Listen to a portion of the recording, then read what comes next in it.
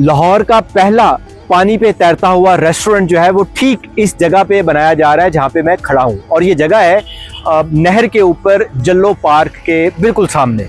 यहाँ पे एक तरफ सोजो वाटर पार्क भी है और यहाँ पे काफ़ी लोग आते हैं तफरीह के लिए। ये इलाका वैसे ही तफरीह के लिए थोड़ा मशहूर भी है।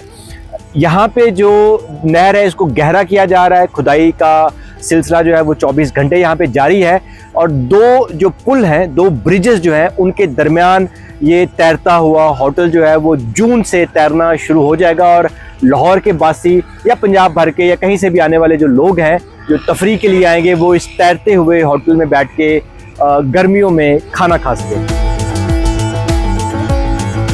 बेसिक पर्पज़ ये है कि एक तफरीह का सामान और एक अच्छा फूड पॉइंट जो है वो लोगों को, लाहौर के लोगों को, इवन अक्रॉस पंजाब और हमारे पाकिस्तान के तमाम लोगों को ये अवेलेबल होगा। और इसकी ख़ास बात ये होगी कि ये ऐसी एक्टिविटी लाहौर शहर में पहले नहीं है, बल्कि इवन पूरे पाकिस्तान में नहीं है। समुंदर के अंदर तो ये रेस्टोरेंट मौजूद होते हैं, लेकिन ये केनाल के अंदर, किसी के अंदर ये नहीं है।